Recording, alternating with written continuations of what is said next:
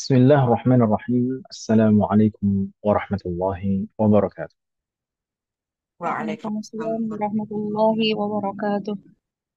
الحمد لله البر الجواد الذي جلت نعمه عن الإحصاء بالأعداد، المان باللطف والإرشاد، الهادي إلى سبيل الرشاد، الموفق للتفقه في الدين، من لطف به واختاره من العباد. أحمده أبلغ حمد وأكمله وأزكاه وأشمله، وأشهد أن لا إله إلا الله الواحد الغفار، وأشهد أن محمدا عبده ورسوله المصطفى المختار، صلى الله وسلم عليه وزاده فضلا وشرفا لديه. وبعد، الحمد لله الذي بنعمته تتم الصالحات في هذه الليلة المباركة، بالتوفيق والعون من الله تعالى نستطيع أن نلتقي مرة أخرى. Alhamdulillah, segala puji bagi Allah Subhanahu wa Ta'ala, yang mana di malam hari ini atas taufik dan pertolongan dari Allah Subhanahu wa taala kita bisa bertemu kembali di majelis kita, yaitu di majelis mudarasah, untuk melanjutkan belajar kita. Yang mana di majelis ini kita berusaha untuk mempelajari ala ilmu wajib, ilmu yang wajib dipelajari oleh setiap muslim, yang hukumnya fardu ain untuk dipelajari. Jadi kalau misalkan seseorang muslim tidak mempelajarinya maka akan berdosa, baik orang alimnya maupun orang awamnya sekalipun, kalau tidak mempelajarinya maka berdosa. Nah, maka ilmu wajib itu sebagaimana kita bahas sebelum-sebelumnya, di sana terdapat pada beberapa bidang, termasuk diantaranya akidah, fikih, kemudian adab dan akhlak. Sebenarnya juga eh, sirah, di dalam sirah itu juga ada kadar tertentu yang wajib kita pelajari. Demikian juga Al-Quran, yaitu belajar membaca Al-Quran. Bukan semuanya sampai mendetil, tapi ada beberapa kadar tertentu yang wajib kita pelajari. Allah jami'ah. Sebagaimana akidah sudah kita pelajari di bagian pertama dari kitab. Ini di sini kita mempelajari kitab Sulam Taufiq, dan kita sampai di pembahasan fikih. Allah jami'ah. Fikih sendiri yang wajib dipelajari oleh setiap muslim adalah fikih yang berkaitan dengan sah tidaknya amalan kita. Maka setiap amalan yang kita kerjakan, baik kaitannya itu dengan ibadah maupun dengan muamalat, maksudnya perniagaan, kemudian juga kaitannya dengan fikih usrah, fikih keluarga, nikah, dan juga hal-hal yang lain seperti fikih jinayat atau tindak kriminal, kemudian fikih jihad dan yang lain-lain. Apapun yang berkaitan dengan sah tidaknya amalan kita, maka itu wajib kita ketahui dan kita pelajari. Makanya biasanya kalau kita perhatikan di kitab yang kita pelajari ini hanya meringkas hal-hal yang wajib saja, tidak dibahas perkara-perkara yang hukumnya sunnah. Makanya kalau kita perhatikan di sana yang disebutkan biasanya hanya syarat, kemudian rukun, kemudian pembatal. Karena yang terkait dengan sah tidaknya amalan kita yaitu syarat, rukun, pembatal. Untuk sunnah-sunnah itu adalah melengkapi, melengkapi suatu amalan supaya lebih sempurna amalan kita. Dan sebagaimana nasihat al-muallif, penulis kitab ini, rahimahullahu ta'ala, di awal mukaddimahnya beliau menganjurkan ketika sudah selesai membahas dan mempelajari kitab ini yang hanya membahas tentang perkara-perkara yang wajib saja, hendaknya menyempurnakan nantinya dengan perkara-perkara yang sunnah juga. Wafaqanallahu jami'an. Untuk pembahasan kita di terakhir di pekan yang lalu, kita membahas tentang najis dan cara membersihkannya, cara bersuci dari najis. Sebelum kita mulai, Mas sekalian, apakah ada pertanyaan terkait dengan pembahasan yang lalu? Ada soal?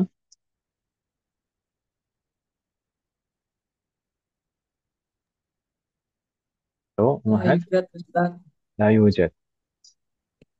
Pekan lalu saya sempat memberikan penjelasan kalau misalkan seseorang Saya tanya, sudah saya sebutkan belum terkait dengan seseorang kalau misalkan mendapati najis setelah sholat? Maksudnya entah itu tidak tahu atau lupa saat sholat itu ada najis baru ketahuan setelah sholat. Saya membahas itu tidak tadi di pertemuan yang lalu.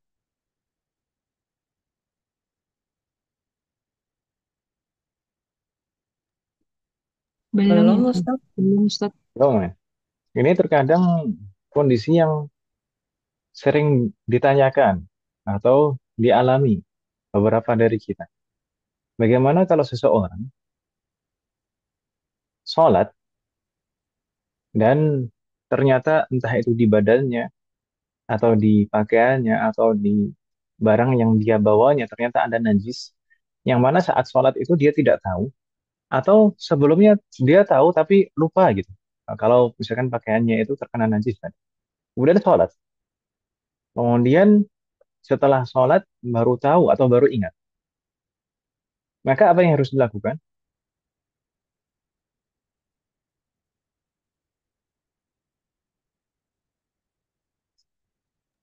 Bagaimana? Apa yang harus dilakukan?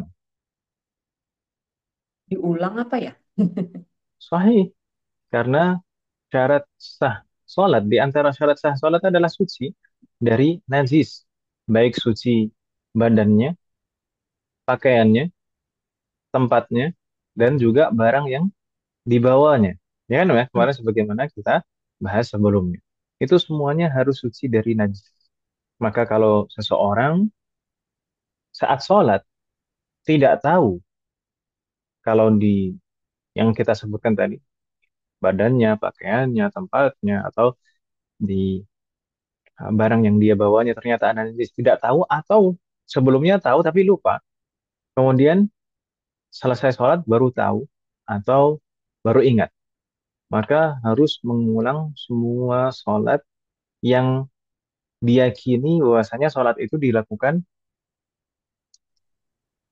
menggunakan bad- pakaian yang najis tadi, atau badannya terkena najis, atau tempatnya najis, atau membawa barang yang najis.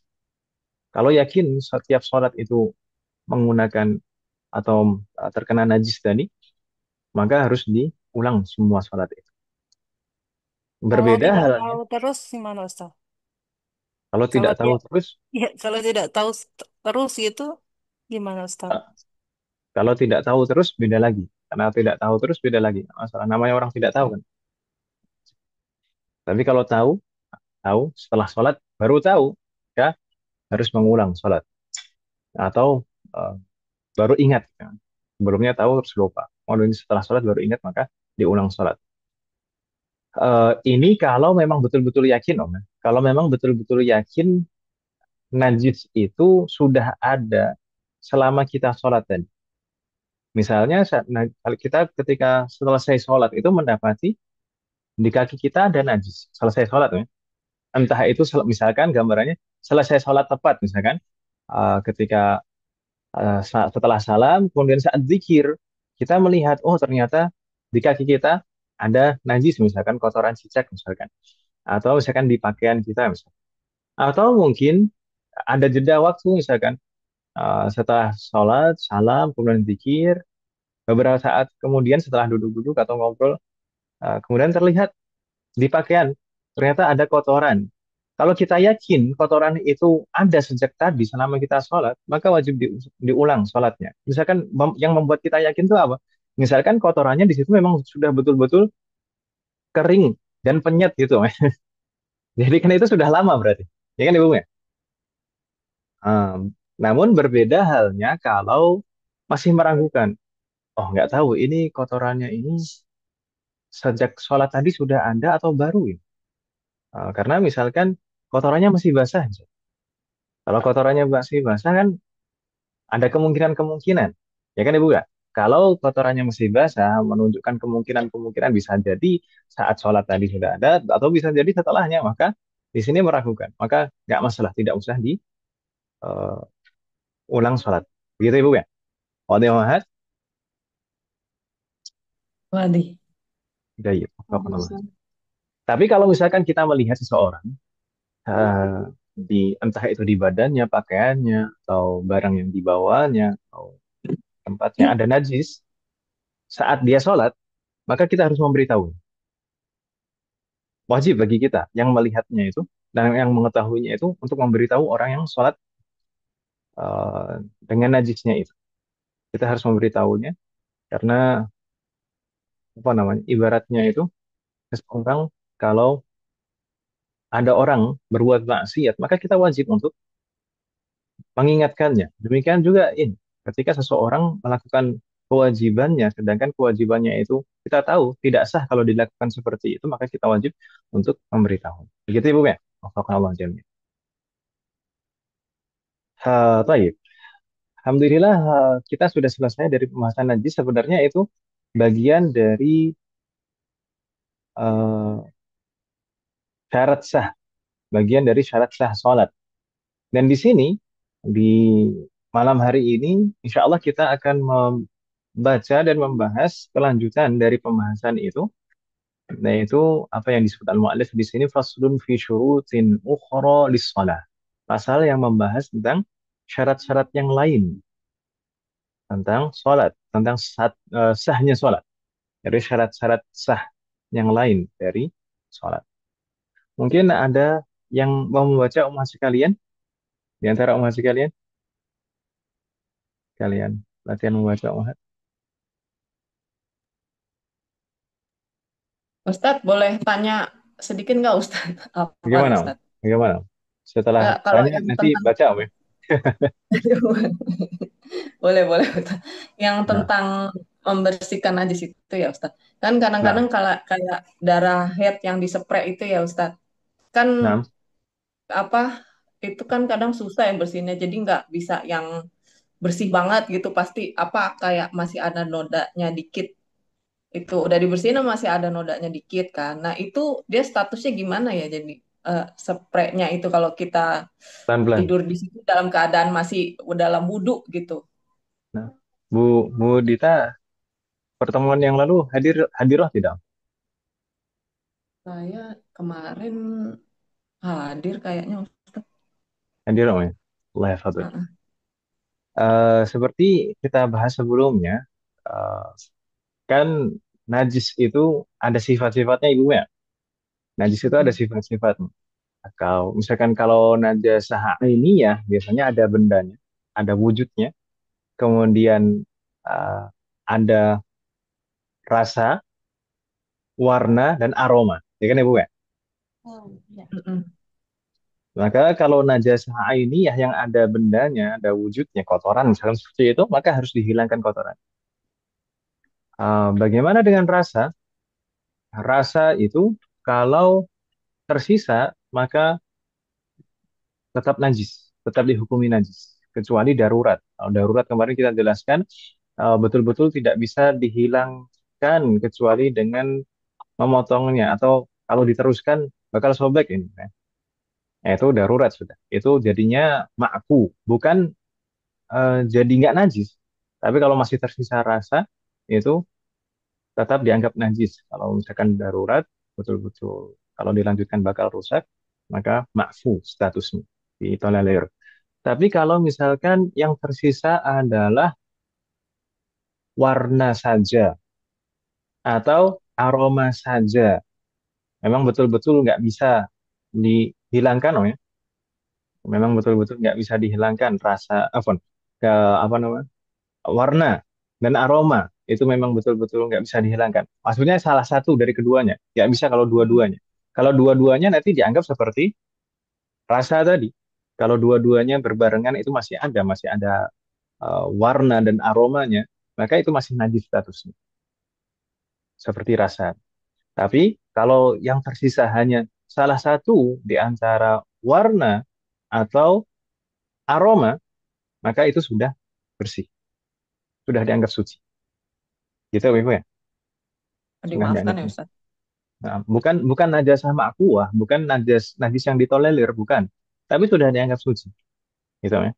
Kalau Hmm. misalkan sudah betul-betul nggak bisa dihilangkan, nggak bisa dihilangkan, susah dihilangkan bahkan eh, kalau disebutkan di beberapa kitab itu kategori susah dihilangkan tuh kalau misalkan dikucek berkali-kali sudah nggak bisa hilang, padahal sudah dikucek-kucek berkali-kali sudah nggak bisa hilang. Maka kalau tersisa warna saja, maka sudah itu sudah suci, gitu Mas. Karena memang di Iya, iya. antara bahkan disebutkan di kitab-kitab itu di antara najis yang sulit untuk dihilangkan warnanya itu adalah darah haid, memang darah haid. Darahnya aku nggak Dan susah, Ustaz. nah, atau Mm-mm. kadang-kadang kalau misalkan kita punya bayi seperti kita sebutkan di pertemuan yang lalu, kita punya bayi yaitu misalkan menggunakan popok kain, itu kadang beberapa eh, kadang-kadang ya, kadang-kadang itu bekas kotorannya, pupnya, itu kadang juga warnanya itu susah hilang, ya kan, Bang? Maka seperti itu dianggap suci. Bukan ma'fu tapi dianggap suci. Kalau yang ma'fu tadi itu yang rasa, kalau sudah betul-betul, kalau diteruskan bakal rusak ini, maka bakal sobek ini misalkan, maka itu ma'fu baru. Tapi kalau misalkan masih bisa diusahakan, harus diusahakan. Gitu ya. Tapi kalau misalkan warna saja yang tersisa, itu sudah bersih. Demikian juga kalau aroma saja yang tersisa. Terkadang kan beberapa najis itu kan aromanya memang menyengat. Padahal rasa dan eh, warnanya sudah hilang. Betul-betul nggak ada warna. Tapi hanya tersisa aroma saja, baunya. Karena saking menyengat. Maka itu sudah bersih. Kalau memang susah dihilang. Gitu ya. Wadihum? Insya Allah. Ya gitu. Rahmanallah. Tafadhali sekarang. Ini tadi. Baca. Boleh, Ustaz. Sedikit saja, cuma 4 baris. Bismillahirrahmanirrahim. Qala mu'alifu. Kelanjutannya apa ya, Ustaz? Lupa. Rahimahullahu ta'ala Oh ya, wa ta- eh, rahimahullahu ta'ala. wa nafa'ana bihi wa Faslun. bi'ulumihi fid darain. Amin. Nah, langsung faslun. Faslun fi syurutin ukhra lissolah. Wa Nah, min syuru wa min syurutis sholah istiqbalul qiblah nah, wa dukhulul waqti wal islam tam wa tamyiz wal ilmu bi fardiyatiha id kanat solatan idza. eh idza kanat solatan mafruḍah Nah, wa wa wa alla ya'taqida fardhon min furudhiha sunnah nah. was bentar Ustaz nggak kelihatan nih was wasatru bima yasturu launa launal basyarah launal basyarati li jami'i badanil hurroti illal wajha wal kafain Nah, wasartu ma baina surati wasatru. wasat ruma baina surati warrukbati lidzakari wal ama Nah, min kullil jawanibi lal asfal. jayyid. Fahamah alaik. Jazakallah khairan katsiran. Uh, Wajah. saya ulangi mungkin sekali lagi supaya lebih jelas menghentikan bacaan yang barusan sudah lumayan bagus, tapi supaya lebih jelas saja. Bismillah. Qala al-muallif rahimahullahu ta'ala wa nafa'ana bihi wa bi'ulumihi fid darain amin. Faslun fi syurutin ukhra lis-salah. ومن شروط الصلاة استقبال القبلة ودخول الوقت والإسلام والتمييز والعلم بفرض عفوا والعلم بفرضياتها إذا كانت صلاة مفروضة وأن لا يعتقد فرضا من فروضها سنة والستر بما يستر لون البشرة لجميع بدن الحرة إلا الوجه والكفين وستر ما بين السرة والركبة للذكر والأمة من كل الجوانب الأسفل وفقنا الله جميعا. Hal min soal Mahat, ada pertanyaan mungkin terkait dengan cara bacanya? Nah, memang di majelis ini kita tidak hanya membahas tentang ketentuan-ketentuan penjelasannya saja, tapi sekalian juga kita latihan membaca dan menerjemahkan. Wafaqanallah jami'an. Hal min soal? La yujad? لا Baik, يوجد. terjemahnya. Sekarang kita coba menerjemahkan umat sekalian. Faslun fi syurutin ukhra lis-shalah. Pasal yang membahas tentang syurut itu jamak dari syarat. Ya kan Ibu Mẹ? Syurut itu jamak dari syarat.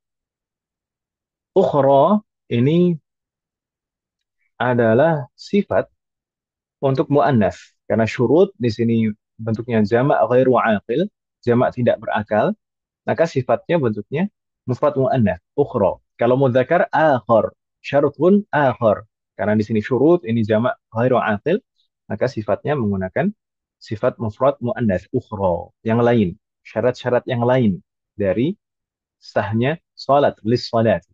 Itu, Ibu ya. Jadi yang dibahas di sini adalah syarat sahnya sholat, bukan syarat wajibnya. Kalau syarat wajib sudah kita bahas sebelumnya, tapi kalau di sini ada syarat sah sholat. Dan sebenarnya ini eh, bukan baru membahas syarat sah sholat, karena sebelum-sebelumnya kita sudah membahas beberapa syarat sah sholat ketika kita membahas tentang misalkan bersuci dari hadas dan bersuci dari najis di pekan sebelumnya. Maka itu sebenarnya juga bagian dari syarat-syarat sah sholat. Makanya beliau di sini memberikan judul fi syurutin ukhra, syarat yang lain. Karena sebelumnya beberapa sudah disebutkan. Begitu Ibu ya. Waduh yang mahal. Waduh. Halo. Jayid. Berikutnya. Wa min syurutis sholah. Min di sini juga min atabi'idiyah. Yang artinya bukan dari, tapi di antara. Dan di antara syarat-syarat sahnya sholat. Gitu Ibu ya. Ini min atau bid'ah itu menunjukkan sebagian saja. Jadi yang disebutkan di sini tidak semuanya. Nah, beberapa sudah kita bahas dan pelajari. Wafaqanallah. Di antara syarat-syarat sah salat, istiqbalul qiblah. Apa makna istiqbal, umat sekalian? Menghadap. Hadap Sahih. Istiqbalul qiblah berarti menghadap kiblat. kiblat. Kiblat kita di mana, umat sekalian? Halo. Halo. Ya. Wahad. Ka'bah di Masjidil Haram. Ka'bah di Masjidil Haram di Makkah. Nah, ثم الشرط الثاني syarat yang kedua ودخول الوقت. Dukhul ini bentuk masdar dari dakhala yadkhulu. Dukhul. Berarti maksudnya apa Muhammad? Kalau diterjemahkan? Masuk waktu Masuk sholat. waktu. Telah masuk waktu. Maksudnya apa? Apa yang masuk? Waktu apa? Waktu sholat. Waktu sholat. Telah masuk waktu sholat yang kita kerjakan. Wah, ini Mbak Aisyah kami ternyata. Wah, suaranya masuk. Nah, kita mute. Afwan. Nistamir. Tadi sampai mana? Wadukhulul waqti. Maksudnya apa tadi, Wahid? Telah masuk Telah masuk waktu waktu sholat. sholat yang dikerjakan. Telah masuk waktu sholat yang dikerjakan. Terutama ini sholat-sholat yang terikat dengan waktu. Terutama sholat-sholat yang mempunyai batasan waktu. Bukan seperti sholat sunnah mutlaqah misalkan.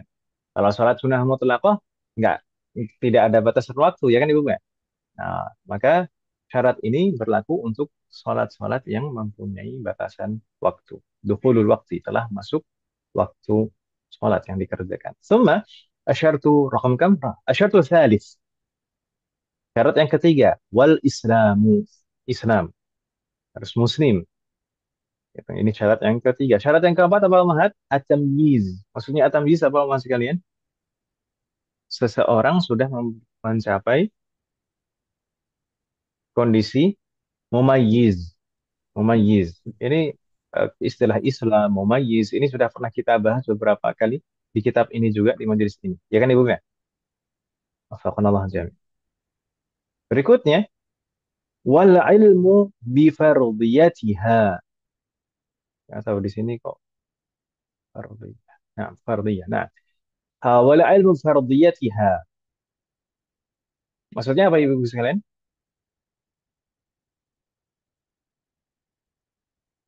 Mengetahui rukun-rukun sholat. Bukan.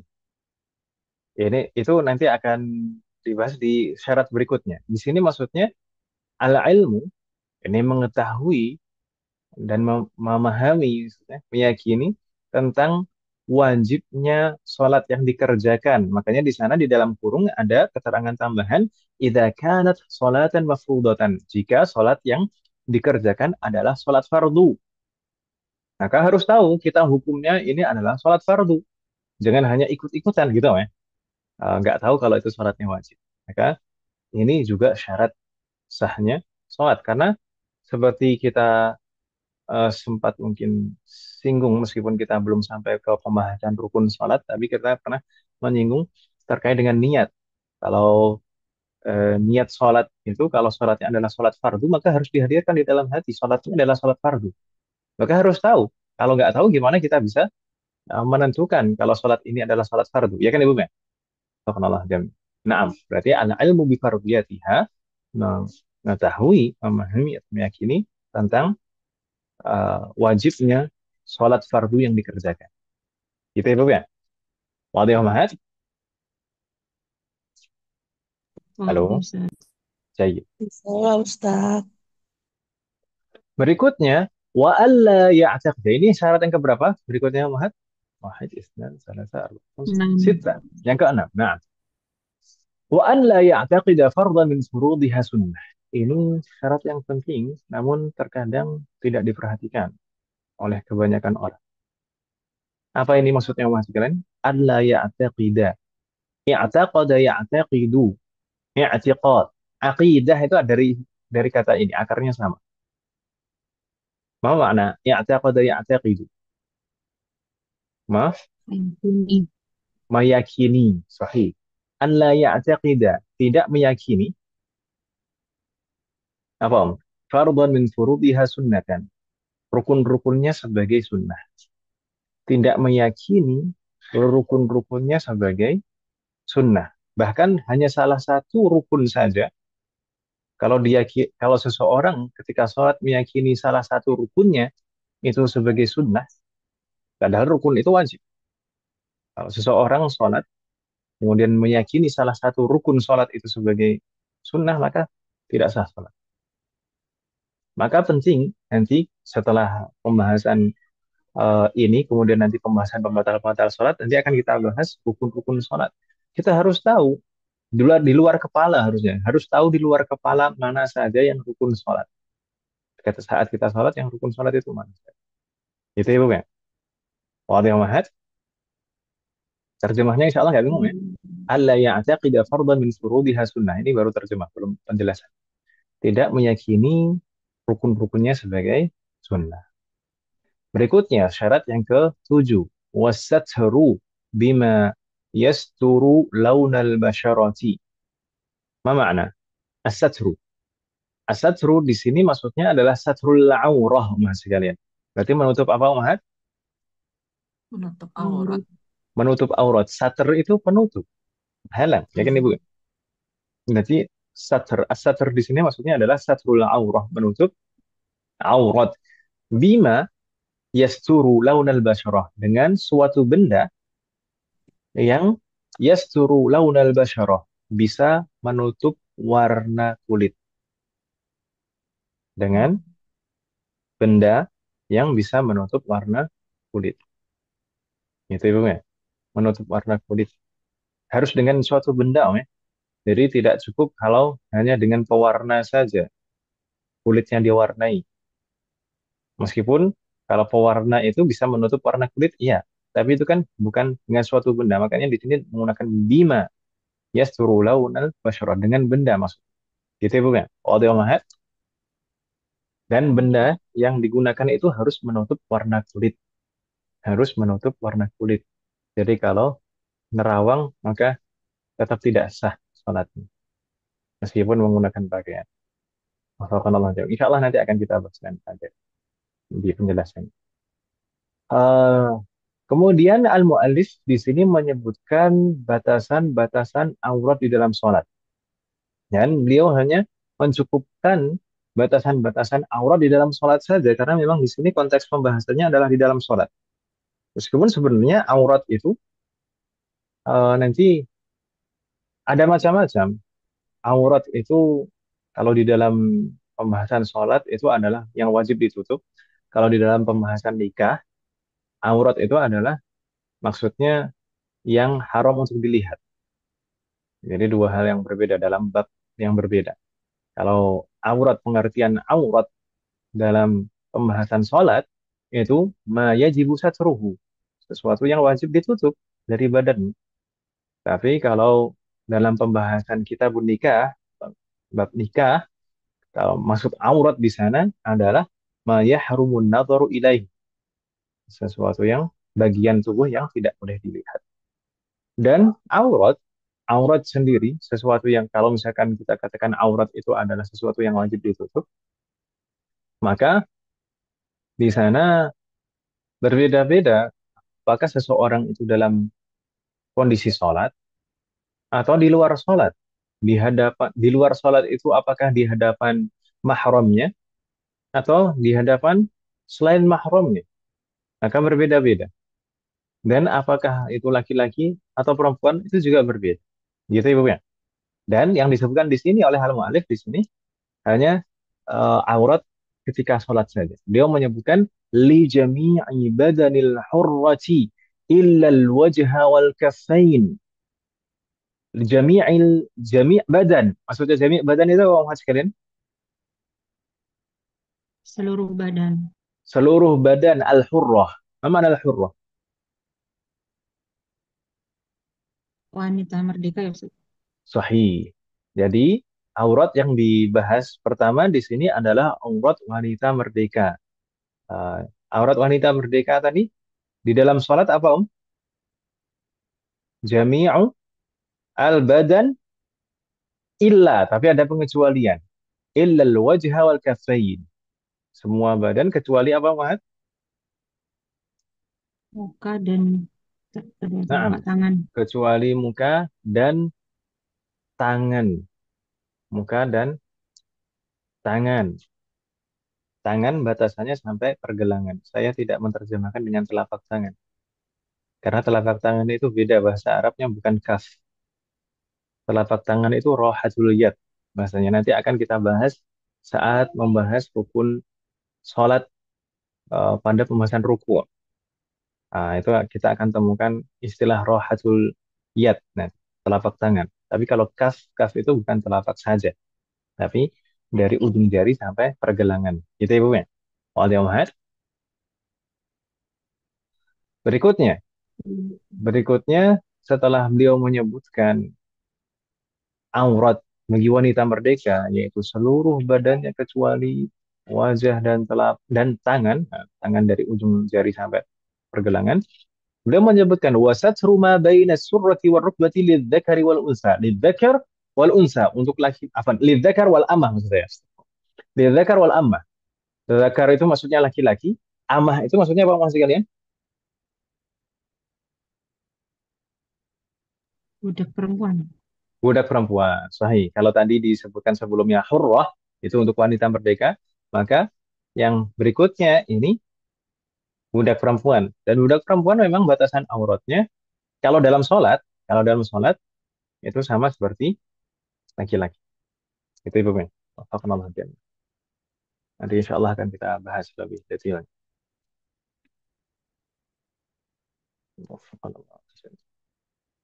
Nah, apa batasan aurat laki-laki di dalam sholat? Maksudkan satru ma baina surrati warukbah, menutup area di antara surrah, apa makna surrah? Pusar bukan? Pusar, sahih. Warukbah, apa makna rukbah? Lutut. Lutut, sahih. Yaitu menutup area di antara pusar dan lutut. Nah, nanti insya Allah akan kita jelaskan lebih detail. Yang harus ditutup itu dari mana sampai mana. Cuma di sana beliau memperjelas di akhir eh,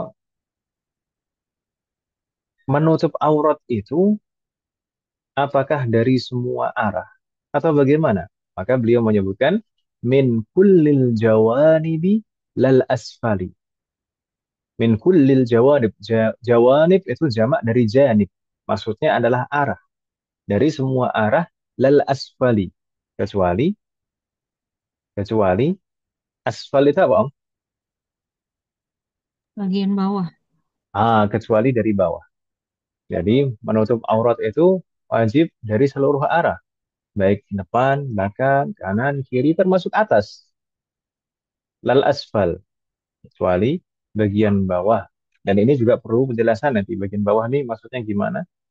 Uh, Insya Allah nanti kita jelaskan.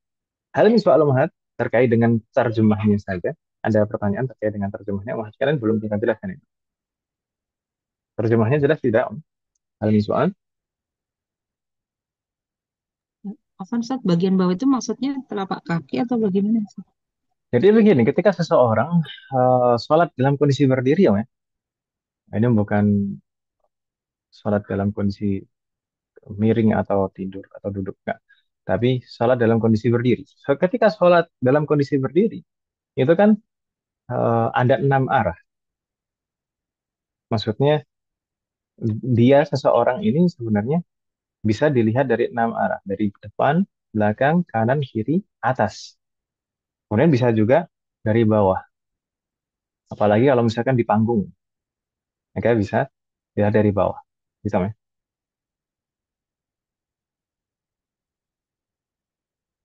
Paham? Tidak, Om. Maksudnya bingung tidak, Om? Misalnya sedikit terbuka bagian bawah ketika sujud gitu boleh. Bukan, bukan itu. Ketika berdiri, ketika berdiri. Oh, oh, oh, dari arah Nah, bawahnya. nah, Oh, dari Ustaz. arah bawahnya. Tapi nanti makanya ini perlu penjelasan nanti, Om. Seperti saya sebutkan sebelumnya, ini perlu penjelasan lebih detail supaya tidak salah dan tidak bingung. Gitu ya, Bu, ya? Oh, Ustaz. Baik. Eh, Kalau terjemahnya sudah, mohon sekalian, maka kita coba bahas satu persatu. Bismillah, mohon sekalian. Syarat apa? Faslun fi syurutin ukhra lis-shalah.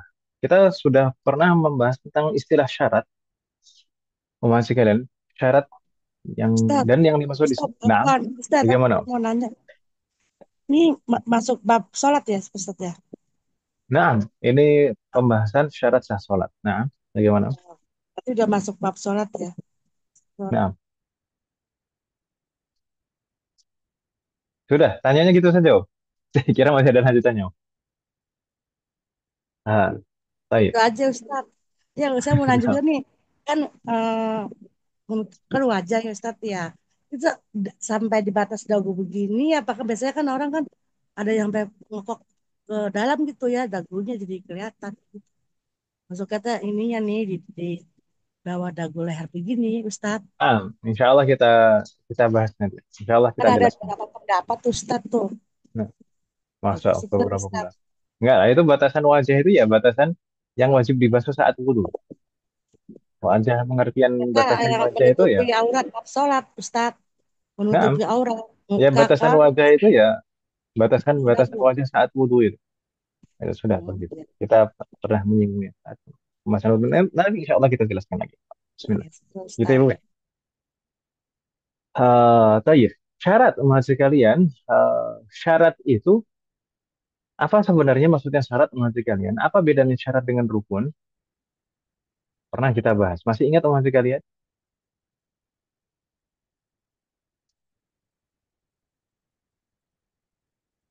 Halo? Halo? Ya, Ustaz. Apa bedanya syarat dan rukun, umat sekalian?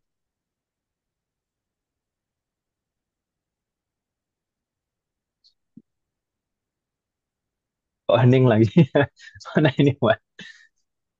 Sampai buka-buka catatan, Ustaz. Itu bagian dari ibadah itu sendiri, Ustaz. Apa itu? Yang bagian dari ibadah apa, Om? Rukun. Rukun. Rukun itu adalah bagian dari ibadah. Kalau syarat? Syarat eh, syarat itu eh, ketentuan yang harus dipenuhi sebelum ibadah itu sendiri. Sahih. Jadi syarat dan rukun itu dua-duanya wajib. Syarat dan rukun itu dua-duanya wajib untuk dipenuhi, dihadirkan. Hanya saja kalau syarat itu wajib dihadirkan sebelum mulai masuk ke dalam suatu rangkaian ibadah, sedangkan rukun itu harus dikerjakan saat atau dihadirkan saat melakukan rangkaian ibadah. Jadi syarat itu bukan bagian dari rangkaian ibadah, tapi wajib dikerjakan sebelumnya, dihadirkan sebelumnya. Sedangkan rukun itu bagian dari rangkaian ibadah tersebut dan harus dihadirkan saat mengerjakan rangkaian ibadah tersebut. Gitu Ibu ya. Wadah Mahat, bingung tidak maksudnya Mahat? Halo, Insya Allah halo. Ustaz. Waduh. Nah, hanya saja syarat itu ada syarat wajib dan ada syarat sah. Pernah kita bahas juga. Mudah-mudahan masih ingat. Syarat wajib itu maksudnya bagaimana? Syarat wajib itu adalah jika terpenuhi syarat-syarat wajib itu baru seseorang dihukumi wajib untuk melaksanakan suatu amalan ibadah. Tapi kalau nggak terpenuhi syarat wajib itu maka tidak wajib melaksanakan. Oke, Bu ya. Tapi kalau syarat sah itu terkait dengan sah tidaknya suatu amalan. Jadi kalau tidak terpenuhi maka tidak sah amalan tersebut. Astagfirullahaladzim. Baik, sebelumnya sudah kita bahas beberapa syarat sahnya sholat. Di antaranya suci dari hadas dan suci dari najis. Sekarang kita bahas sisanya. Wa min syurutis sholat. Dan di antara syarat sahnya sholat, istiqbalul qiblah. Istiqbalul qiblah. Tadi apa, Mas? Menghadap kiblat. Menghadap kiblat. Menghadap kiblat ini menghadap kiblat dengan apa, umat sekalian? Dengan bagian mana dari anggota tubuh kita?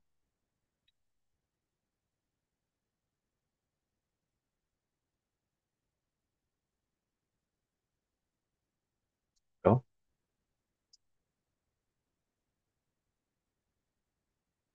baik. Pertama, istiqbalul qiblah, menghadap kiblat itu wajib dan harus betul-betul menghadap ainul qiblah, menghadap eh, bagian dari kiblat itu sendiri secara fisik. Kalau kita berdekatan dengan Ka'bah. Jadi kalau berdekatan dengan Ka'bah, maka kita harus betul-betul yakin arah kita itu menghadap Ka'bah itu. Tapi kalau jauh seperti halnya kita di Indonesia misalkan seperti itu, maka dikira-kira. Tetap harus diusahakan dengan perkiraan. Gitu ya, Bu ya. Wadah masih kalian. Tapi kalau dekat dengan Ka'bah, maka harus yakin betul-betul badan itu menghadap kiblat, menghadap Ka'bah. Dan kalau misalkan softnya itu lurus panjang di hadapan Ka'bah, kemudian softnya dibikin lurus seperti itu, maka yang pinggir-pinggir nanti yang tidak menghadap Ka'bah itu tidak sah sholat. Makanya sholat itu kalau di sekeliling Ka'bah itu sholat itu melingkar softnya, ya kan Ibu ya? Karena kalau dekat dengan Ka'bah, menghadap kiblat itu wajib dengan yakin harus betul-betul badannya itu menghadap kiblat. Berbeda halnya kalau sholat di tempat yang jauh, sholat di tempat yang jauh itu cukup dengan dhon, dengan perkiraan.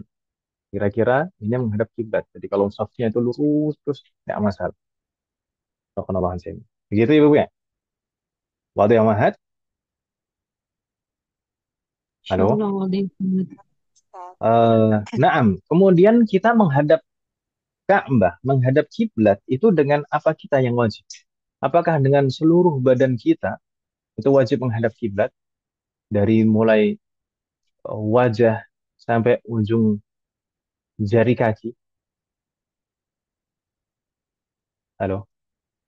Atau cukup beberapa anggota tubuh saja? Maka kita perlu merinci di sana umat sekalian. Seseorang ini saat sholat dalam posisi apa? Apakah saat sholatnya itu dia berdiri karena memang mampu berdiri maka dia sholatnya berdiri? Atau sholatnya ini dia dalam kondisi tidur miring misalkan? Atau dalam kondisi tidur telentang? Maka masing-masing berbeda batasan ketentuan menghadap kiblatnya dengan apa. Kalau sholatnya dengan berdiri atau duduk, yang wajib menghadap kiblat adalah badan. Badan ini. Jadi dari mulai bawah leher sampai apa sebelum kaki itu harus menghadap kiblat. Wajib, wajib. Begitu Ibu Mẹ. Wadah Mahat, Afwan Ustaz, boleh diulang Ustaz? diulang dari mana Om? Yang berdiri atau duduk Ustaz, Afwan. Jadi tadi kondisi orang sholat itu kan bisa berdiri atau duduk atau tidur miring atau tidur telentang, gitu kan Om ya? Ketika seseorang sholat dalam kondisi berdiri atau duduk, maka kewajiban menghadap kiblat itu adalah menghadap kiblat dengan badannya. Maksudnya badan itu dimulai dari bawah leher sampai sebelum kaki. Itu wajib menghadap kiblat. Tidak boleh berpaling dari arah kiblat badannya. Begitu Ibu Mia. Wadah Mahat, Dari leher sampai apa tadi Ustaz? sebelum kaki Om, Oh, iya. itu wajib menghadap kiblat. Dari leher sampai kaki Ustaz. Nah, Jazakumullah khairan katsira Ustaz. bagaimana dengan wajah, kepala atau wajah, atau tangan, atau kaki saat berdiri atau duduk? Apakah wajib wajah kita selalu menghadap Ka'bah? Demikian juga dengan tangan dan kaki. Maka jawabannya tidak wajib, tapi sunnah. Kalau diselisihi tanpa ada kebutuhan, tanpa ada sebab yang mengharuskannya, kemudian memalingkan wajah dari arah kiblat, maka makruh. Makruh, tapi tidak membatalkan sholat. Bingung tidak maksud saya masih kalian? Jadi dalam kondisi berdiri dan duduk, yang wajib menghadap kiblat itu adalah badan, bukan wajah, bukan tangan, bukan kaki. Nah, sedangkan kalau misalkan wajah itu dipalingkan tanpa sebab, itu hukumnya makruh. Begitu Ibu ya? Wadah Mahat? Afwan Ustadz, Halo? kalau Nah, bisa sambil diperagakan nggak Ustadz? diperagakan. Iya, misalnya ketika kan badan kita menghadap kiblat, tapi wajah itu sifatnya sunnah. Ustadz tuh gimana ya? Saya belum nyambung ya. Jadi begini, kan wajah itu kan bisa dipalingkan kemana-mana, Om ya. Maksudnya meskipun badan kita menghadap ke arah kiblat seperti ini, Allahu Akbar, kita menghadap kiblat seperti ini. Kan kadang ada orang yang sholatnya itu entah untuk melihat ke atas, atau melihat ke bawah habis itu, atau lihat ke samping, gitu. Kan ada tolah-tolah gitu kalau bahasa Jawa. Ya, itu hukumnya makruh selama tidak menjadi pembatal sholat. Maksudnya tidak menjadi pembatal sholat itu nanti kalau misalkan gerakannya tiga gerakan berturut-turut, misalkan tengok-tengoknya itu berturut-turut, kemudian dari tengok ke kanan, tengok kiri, terus ke atas, terus ke bawah, nah, itu batal sholat. Karena batalnya bukan karena memalingkan wajahnya dari arah kiblat, tapi batalnya karena bergerak lebih dari tiga kali gerakan berturut-turut. Tapi kalau hanya memalingkan wajah saja saat kita menghadap kiblat badan kita, kemudian misalkan kita melihat barang kita letakkan di pojokan masjid misalkan. yang kita mengecek barang kita di sana. Ah, seperti itu tidak batal sholatnya, hanya Oh, saja boleh ya, makruh. Ustaz. Baru Makruh, tahu. makruh. Oh, tapi makruh ya. Sama Ya. kayak kalau kita ngelihat anak mau jatuh gitu kan pasti nengok ya sholat. Anak Iya, ditaruh kalau di kasur. kalau kalau yang dipalingkan hanya wajah saja maka tidak batal sholat. Tapi kalau sampai badan yang berpaling dari arah kiblat maka batal sholatnya. Ini kita tidak membahas kondisi darurat, Ibu ya. Nah, kita tidak membahas kondisi darurat, belum maksudnya, belum membahas kondisi darurat. Makruh apa sunnah jadinya Ustaz tadi? Yang mana? Enggak, tadi kan ada tuh yang dibilang yang kalau yang menghadap ke kiblat itu wajah, tangan, dan kaki itu sunnah. Nah, menghadapkan wajah, tangan dan kaki ke arah kiblat itu hukumnya sunnah. Jadi kalau sunnah kalau diselisih, lawannya sunnah apa? Makruh. Ya kan, Om ya? Oh, Kalau karena dia tolak seseorang, oleh itu tadi ya, jadinya makruh. yang makruh Oh itu iya, adalah memalingkan wajah.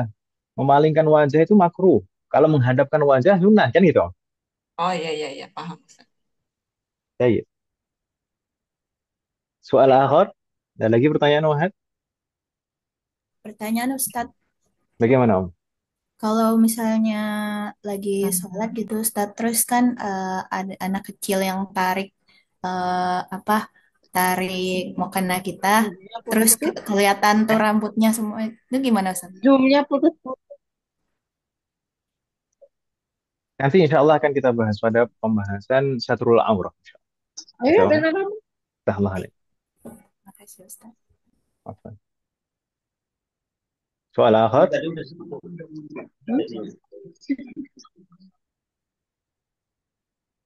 la yujad. Baik, kalau tidak ada pertanyaan, menghadap Alhamdulillah paham kiblat. Ustaz. Menghadap kiblat, umat sekalian. Apakah tidak ada pengecualian sama sekali dalam syarat ini? Boleh tidak dalam beberapa kondisi orang sholat itu tidak menghadap kiblat? Oh iya, tadi astagfirullah. Belum selesai tadi Om ya. Tadi baru posisi berdiri dan duduk saja Om ya. Astagfirullah. Iya, Diingatkan Om kalau saya lupa. Bagaimana kalau misalkan seseorang sholatnya miring, tidur miring? Apa yang menghadap kiblatnya ini harus dengan apa, Mas kalian?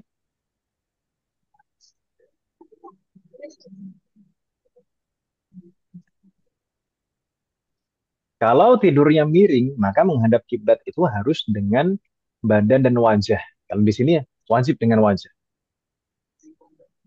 Kalau tidurnya miring, wajib dengan badan dan wajah.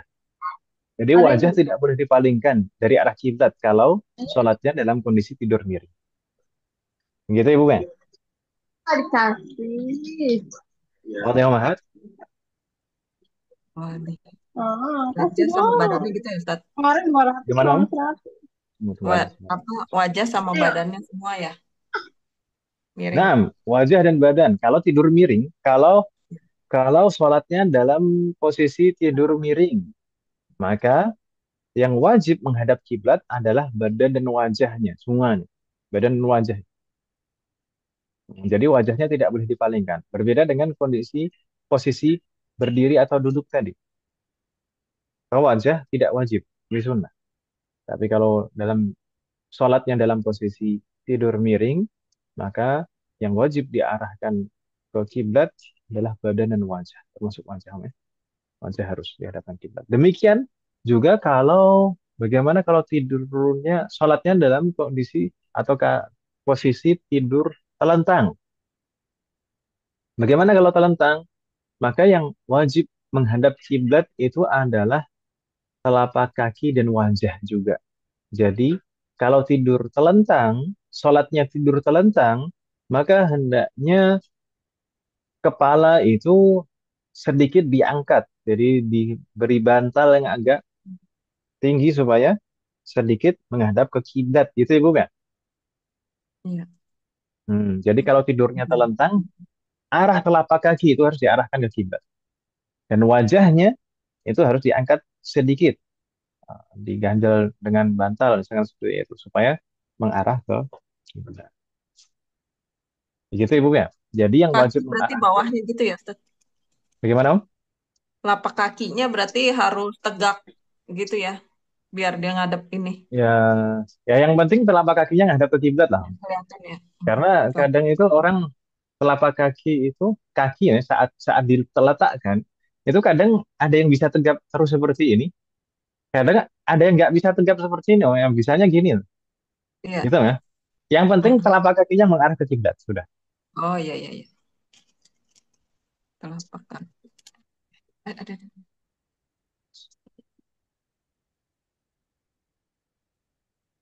Afwan Ustadz. Nah, Kalau misalnya gini nih Ustadz, kan kadang ada kucing tuh Ustadz, kita lagi sholat, terus tiba-tiba dia inilah misalnya kayak masuk ke mukena gitu, terus kita kan nggak bisa kalau kita lurusin telapak kakinya jadi keinjek tuh Ustadz. Jadi terpaksa kadang suka miring gitu. Gimana Ustadz? maksudnya dalam posisi apa Om? Berdiri atau sujud? Sujud. Tunggu, saya belum tergambar. Dalam posisi duduk, Kalau telapak kakinya nggak bisa diluruskan. ya, jadi telapak kakinya itu tidak menghadap kiblat seperti Ustadz jelaskan tadi, Ustadz. Jadi eh, seperti miring gitu. Karena kan dia misalnya dia tuh suka masuk ke dalam mukena tuh Ustadz, atau bawahan mukena di bagian bawahnya itu. Jadi kita nggak bisa injek atau kita nggak bisa dudukin kucingnya. Jadi Pelan-pelan, pelan-pelan. Yang saya sebutkan telapak kaki harus menghadap kiblat itu tadi kalau sholatnya dalam posisi telentang. Seorang orang yang sakit misalkan, oh, kalau sholatnya telentang, telentang itu bukan miring, tapi punggungnya diletakkan di atas tempat tidurnya. Maka yang harus menghadap kiblat itu adalah telapak kaki dan wajah. baik Ustadz. Ah, tapi kalau misalkan dalam posisi sujud tadi, sujud memang betul-betul posisi sujud sempurna, yang harus menghadap kiblat itu adalah jari kaki. Jari kaki. Yang penting ada jari kaki meskipun hanya satu jari saja, misalkan jempol saja dari kedua kaki itu yang menghadap kiblat itu sudah cukup. Baik Ustadz. Wafaqanallahu jami'an. Keren, Ustadz. Jadi tadi ada 3 kondisi ya Mas ya. Kondisi berdiri dan duduk yang harus menghadap kiblat adalah badan. Kemudian kondisi tidur miring, posisi tidur miring, maka yang harus menghadap kiblat adalah badan dan wajah. Kemudian saat tidur telentang, posisi sholatnya tidur telentang, maka yang harus menghadap kiblat adalah telapak kaki dan wajah. Begitu Ibu ya? Afan Ustadz mau nanya lagi bisa? Nah, Jadi gini, kan ada orang tua saya itu udah di tempat tidur Ustadz. Tapi posisi tempat tidur itu memang tidak menghadap kiblat. Jadi sholatnya gimana Ustadz ya? ya diusahakan menghadap kiblat. Karena ini sholat Karena sah. ini saat karena posisi apa ruangan itu tidak mencukupi untuk kasur itu menghadap kiblat. Saya kan itu ke arah mana? Jadi ke arah Timur. sebaliknya, misalkan kiblatnya ke ke arah kanan sebelah kanan. Nah itu posisi tidur tuh apa ya? Saya susah jelasnya, saya nggak ngerti. Itu Ke barat tidurnya timur telentang atau miring? Bisa miring tidurnya tidak? telentang, miring bisa, Tidak. cuma posisi tempat tidur itu tidak Kak, menghadap kiblat. coba tadi bisa telentang, bisa miring Om ya tidurnya. Bisa, Ah, iya. itu lebih mudah. Kemudian posisi tempat tidurnya utara selatan gitu Om. Iya, pokoknya nggak tidak menghadap kiblat aja posisi tempat Ya, tidurnya. jadi Iya, mungkin utara diusahakan. selatan ya. Heeh. Kalau utara selatan bisa tinggal miring saja ke arah kiblat Om. Tinggal miring saja ke arah kiblat maka sudah selesai. Kalau bisa miring lebih mudah. Oh, jadi posisi badannya aja Stat ya. Semuanya tuh Nah, menghadap ke kiblatnya itu. nah, perlu kita pahami juga Mas sekalian nanti sebenarnya Hmm. ini pembahasan rukun nanti. Rukun itu adalah eh, berurutan sebenarnya. Selama seseorang bisa berdiri, maka harus berdiri. Kalau nggak bisa berdiri, bisanya duduk, maka harus duduk. Kalau nggak bisa duduk, bisanya miring, maka harus miring. Maka harus miring, nggak boleh langsung telentang. Dan kalau misalkan bisanya telentang, baru telentang. Selama bisa miring, maka harus miring. Kalau misalkan Gitu. bisa miring, Ustaz, tapi hanya durasi beberapa detik gitu. Nggak bisa berlama-lama. Mungkin paling lama 1 menit. Karena nggak kuat ya. Itu termasuk rukhsah atau gimana, Ustaz ya? Apa harus tetap diusahakan miringnya itu? Begini, kalau misalkan, atau mungkin kalau misalkan memang nggak bisa miring, ya misalkan telentang aja nggak masalah. 1 menit itu cukup tidak? Beliau misalkan melaksanakan sebatas rukun-rukun saja, selesai gitu. Rukun itu kan nggak banyak sebenarnya. Apalagi kalau menggunakan isyarat. Ya kan, ya? Kalau misalkan bisa selesai dengan kondisi miring, bisa menyelesaikan rukun saja, sebatas rukun yang wajib-wajib saja. Yang wajib saja kan nggak banyak. Misalkan nanti takbiratul ihram, Allahu Akbar, kemudian Al-Fatihah, kemudian eh, menggunakan isyarat, ruku, i'tidal, sujud, itu zikirnya nggak hafal amal lama. Nah, itu kalau misalkan bisa selesai dengan kondisi seperti itu nggak masalah. Tapi kalau misalkan tidak kuat, miring lama, ya sudah dari awal telentang saja nggak masalah. Telentang, dan tadi kalau telentang berarti kakinya harus mengarah ke kiblat, diusahakan. Gitu, ya. Oh, baik. Usahakan. Oke. Astagfirullah. Ya, baik, Ustaz. Syukran. Soal akhir, Muhammad, ada lagi pertanyaan? Nyambung Ayo, dikit Jet. Ustaz, Bagaimana, Om? nyambung nyambung sedikit aja Afwan Ustaz. Itu kalau Nah, misalkan sholat sambil terlentang nih misalnya nih, membedakan ruku sama sujudnya kan dari mata ya Ustaz ya. nah, bil ima dengan Nah, isyarat. itu yang ya yang merem, yang ruku, yang sujud apa itunya gimana ya Ustaz? Gerakan merem itu pas yang Kalau apa? kalau kalau misalkan bisa dengan dia sedikit menggerakkan kepalanya, kalau misalkan bisa sedikit menggerakkan kepalanya, maka menggerakkan kepalanya. Dan sujud itu harus lebih dari rukuknya. Termasuk saat duduk, umat sekalian. Kalau misalkan sholat dengan duduk, itu sujud itu harus lebih rendah daripada rukuk. Jangan sampai sama. Jadi ada bedanya. Sujud itu harus lebih rendah daripada rukuk. Dan kalau misalkan tidurnya juga telentang, itu kalau misalkan bisa sedikit menggerakkan kepala, maka gunakan isyarat kepala itu. Jadi sujud itu lebih daripada rukuknya. Kalau misalkan tidak bisa menggerakkan kepalanya, maka dengan isyarat, Bisa. isyarat yang lain. Misalkan dengan matanya nggak masalah. Jadi eh, sujudnya harus lebih dari rukuknya, gitu, Mas. Hmm. Berarti Maaf, apa Ustaz. ini di jeda lewat kedipan mata gitu kali ya Ustaz? Kalau yang benar-benar udah nggak bisa sama sekali Nah, bergerak kepala. kalau Gitu. nah, kalau nggak bisa sama sekali, ya menggunakan isyarat mata. Dan Oh, sujud harus lebih dari rukuknya. oh iya ya Ustaz. Astagfirullah.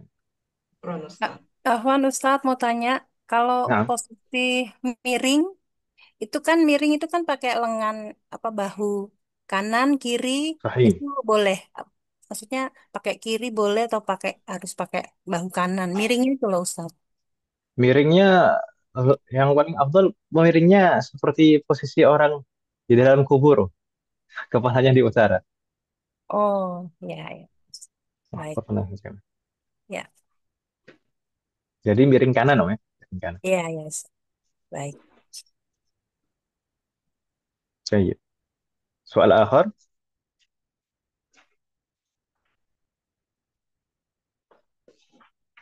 la yujad.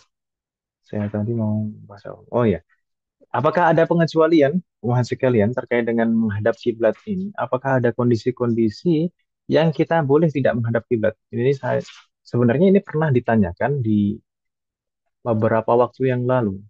Saya lupa di waktu bahas apa gitu. Kemudian ada yang bertanya, Ustaz, bukannya di sana ada sholat di kendaraan itu boleh nggak menghadap kiblat gitu kan?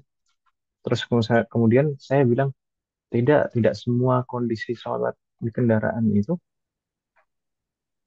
boleh tidak menghadap kiblat. Nah, pernah kita bahas kan Ibu Bem? Mungkin bukan pernah kita bahas. Pernah ada yang tanya tapi saya bilang itu nanti akan kita bahas. Karena itu nanti nggak selesai-selesai pembahasan. Pak Ustadz, Qadarullah sayangnya nampaknya yang bertanya belum bisa hadirah malam hari ini. Allah yahfadzuna jami'an wa kendaraan yassarallahu amrana. Ustadz, apa Ustadz? Naam, Mau nanya, bagaimana? itu sholat dalam kendaraan. Ya, Kita kan berarti ya kan menghadap kiblat. Terus sekarang kan ada ini ya Ustadz ya, ada kayak apa sih kompas ya, ya Ustadz ya. ya, Kompas. Jadi kita kalau awal mau sholat dalam kendaraan, apa sebaiknya kita gituin kompas dulu, kita berani itu ya. Tuh. Kalau kita pertama kita mau sholat, kita itu lihat kompas, wah kita ke sini, jadi kita nggak situ cara sholatnya kayak gitu. ya, ya. Itu ya Ustadz. Kalau misalkan Kalau bisa yang lain kan menggunakan nggak tahu ya, aneh berarti ya Ustadz. Awal sholat kan bagaimana? kita berarti ya, kayak gitu ya Ustadz ya. Lalu kompas kayak gitu Ustadz. Baik, kita bahas ya sholat di dalam kendaraan. Tapi sebelumnya terkait dengan menghadap kiblat ini tadi. Sebenarnya ada dua kondisi pengecualian. Sebenarnya ada dua kondisi pengecualian sebelum kita bahas sholat di dalam kendaraan. Ada dua kondisi pengecualian kita tidak wajib menghadap kiblat saat sholat. Yang pertama itu saat dalam kondisi khauf, saat dalam kondisi syiddatil khauf, misalnya dalam peperangan. Dalam peperangan, maka tidak wajib menghadap kiblat saat sholat. Bahkan sholat apapun, mau sholat wajib, mau sholat sunnah, tidak harus menghadap kiblat kalau dalam keadaan khauf atau perang. Gitu ya, Bu ya. Wadah mahat. Ya, Ustadz. Ini didasari ayat wa in fa in khiftum farijalan aw rukbana. Wafaqanallahu jami'. Fa in khiftum farijalan aw rukbana. Wafaqanallahu jami'. Itu kondisi pertama, yaitu saat khauf atau perang. Kondisi kedua boleh tidak menghadap kiblat saat sholat itu adalah sholat sunnah saat safar. Sholat sunnah saat safar di atas kendaraan. Sholat sunnah saat safar di atas kendaraan. Tapi sebenarnya nggak harus di kendaraan sih, Mas. Nanti akan kita bahas. Sholat sunnah, masih keren. Jadi, eh, yang boleh tidak menghadap kiblat saat perjalanan itu hanya sholat sunnah. Adapun sholat wajib itu harus tetap menghadap kiblat. Gitu ya, Bu ya? Nah, Wadah Muhammad. Ustadz. Jayyid. Kalau naik kereta gimana Ustaz? Ya, diusahakan menghadap kiblat. Oh, Misalkan cari tempat duduk yang menghadap kiblat. Kalau misalkan ada yang kosong, ada kursi kosong yang menghadap kiblat, ya duduk di sana. Atau misalkan beberapa kereta sekarang sudah ada tempat sholat, iya. maka lebih afdol kalau seperti itu. Tapi kan Gitu ya. jalannya kan nggak lurus Ustaz. Belok-belok begitu. Ah, Jadi kan kiblatnya diusahakan kan berubah-berubah gitu. diusahakan ketika takbiratul ihram. Paling utama Oh, ketika takbiratul ihram dulu. Ketika belok-belok itu kan biasanya juga nggak terlalu eh, terus itu ya. Beloknya itu nggak terlalu jauh biasanya. Ya kan, ya? nah. Nah, tapi intinya diusahakan saat apa takbiratul ihram dulu. Nah, wafaqanallahu jami'. La ilaha Kalau mau illallah. ya, Bagaimana, Om? nggak HP ada kan, nggak tahu arah kiblat. Naam. Jadi umat sekalian, tadi yang boleh tidak menghadap kiblat saat perjalanan itu hanya sholat sunnah, sholat nafilah. Adapun sholat fardu, sholat fardu ini maksud sholat wajib dengan semua macamnya, entah itu memang sholat 5 waktu yang memang sejak awal hukumnya wajib, atau sholat karena nazar. Nazar itu kan jadi wajib juga ya, atau ya. Maka itu juga wajib menghadap kiblat meskipun saat perjalanan. Demikian juga sholat jenazah kalau misalkan dilakukan dalam perjalanan. Misalnya, mungkin jarang sekali yang melakukan dalam perjalanan, tapi kalau sholat jenazah dilakukan dalam perjalanan maka juga wajib menghadap kiblat karena itu semuanya hukumnya wajib, fardu, hukumnya fardu. Meskipun sholat jenazah itu fardu kifayah. Gitu ya, Bu ya. Wadi Muhammad, Paham, Ustaz. jayid.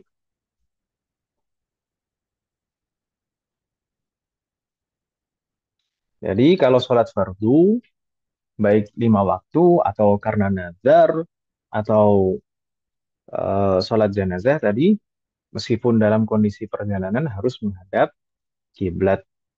Wafakanallahu jami'an. Ah, Dan untuk menentukan kiblat, alhamdulillah sekarang ini lebih mudah. Bisa menggunakan kompas, bisa menggunakan aplikasi HP, itu lebih mudah insya Allah. Misalkan beberapa aplikasi kiblat, aplikasi adzan, ya, itu atau waktu sholat itu biasanya disertai dengan penunjuk arah kiblat. Afan, Gitu ya, Bu, ya? Afan, Ustadz. Nah, Eh, karena saya kan sering perjalanan pakai kereta ya selama ini, berarti salah ya Ustadz. Kita kan subhanallah. selalu duduk gitu, sholatnya duduk. Jadi harus tetap berdiri menghadap Sebenarnya, kiblat. sebenarnya kalau rukhsah, rukhsah saat perjalanan itu duduk gak masalah. Duduk gak masalah kalau tidak bisa berdiri. Kalau tidak bisa berdiri, seperti misalkan kereta yang tidak ada tempat sholatnya, yaitu misalkan memang di sana nggak bisa berdiri kan, ya? nggak nggak bisa sujud, maka duduk tidak masalah, tapi harus menghadap kiblat. Ah, Menghadap kiblatnya itu tidak ada keringanan. Kalau hmm. misalkan masalah berdiri, duduk itu boleh. Ya, Eh, itu ya. ya Ustadz. Wafaqanallah. Jadi,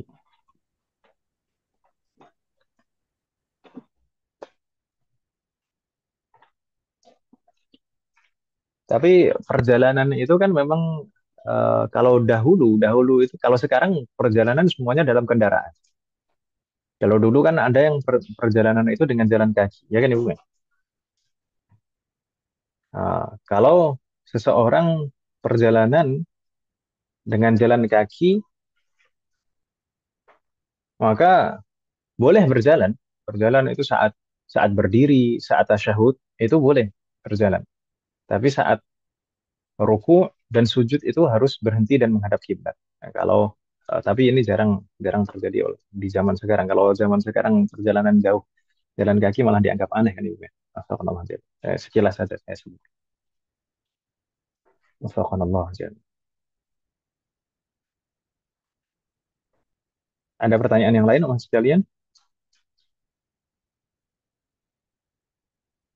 Qadarullah nampaknya waktunya sudah habis, Om ya. Sudah setengah 10 lewat, Om. Dan ini baru syarat yang pertama kita bahas. Saya minta maaf, Mas sekalian. Semoga di pertemuan berikutnya kita bisa menyelesaikan pembahasan syarat-syarat sah salat ini. Dari waktu, masuk waktu, urus Islam, tamyiz, termasuk juga memastikan rukun-rukun tadi, Om, ya. Harus rukun-rukun itu kita mengetahui sebagai rukun dan menutup aurat. Astagfirullahaladzim. Kita cukupkan uang sekarang bagaimana? Ya, Saya Ustaz. minta maaf. Nah, hal min soal qabla an naftim. Ada pertanyaan sebelum kita tutup? Bang?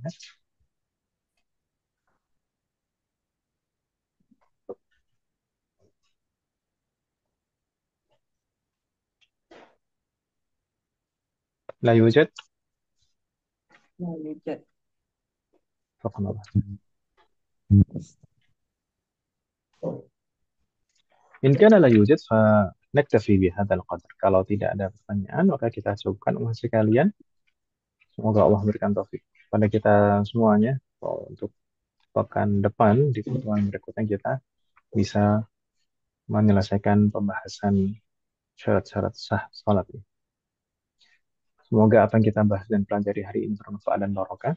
Semoga Allah selalu memberikan taufik kepada kita semuanya agar kita bisa mengamalkan setiap ilmu yang kita pelajari. Semoga Allah selalu memberikan kemudahan, keberkahan, kesabaran, keistiqomahan, serta keikhlasan dalam proses belajar kita. Semoga Allah selalu memberikan taufik dan hidayah kepada kita semuanya, demikian juga kepada orang-orang yang kita sayangi. Semoga Allah selalu melindungi kita semuanya dan juga orang-orang yang kita sayangi dimanapun berada. Jika di antara kita ada yang sakit atau kerabat kita atau keluarga kita ada yang sakit, semoga segera diberi kesembuhan oleh Allah Subhanahu wa taala. Semoga Allah menjadikan kita semuanya termasuk hamba-Nya yang saleh dan salehah dan bertakwa kepadanya. Semoga Allah menjadikan keluarga kita dan anak keturunan kita termasuk hamba-Nya yang saleh dan salehah. Dan semoga terlahir dari mereka generasi ulama. Semoga Allah mengumpulkan kita bersama dengan keluarga kita dan anak keturunan kita di surga Firdaus. Amin. Semoga Allah selalu melindungi negara kita dan memperbaiki kondisi negara kita. Amin. Semoga Allah memberikan pemimpin yang terbaik untuk negara kita dan memperbaiki pemimpin-pemimpin kita. Semoga Allah mengampuni semua dosa-dosa kita dan menerima semua amal ibadah kita. Semoga Allah mengampuni semua dosa orang tua kita dan guru-guru kita dan menerima semua amal ibadah mereka. Semoga Allah selalu memberikan keberkahan dalam setiap urusan kita, termasuk dalam ilmu, waktu, usia, dan keluarga kita. Semoga Allah selalu memberikan taufik kepada kita semuanya agar kita bisa senantiasa ridha, bersabar, dan bersyukur atas semua ketetapan dan ketentuan Allah Subhanahu wa taala. Semoga Allah memberikan kepada kita semuanya husnul khatimah. Wassallallahu ala nabiyyina Muhammadin wa ala alihi wa sahbihi ajma'in. Subhanakallahumma wa bihamdik asyhadu an la ilaha illa anta astaghfiruka wa atubu ilaik. Wassalamu alaikum warahmatullahi wabarakatuh. Waalaikumsalam Waalaikumsalam warahmatullahi warahmatullahi wabarakatuh. Barakallahu fiik Ustaz. wabarakatuh. Jazakallah khair, Ustaz. Jazakumullah.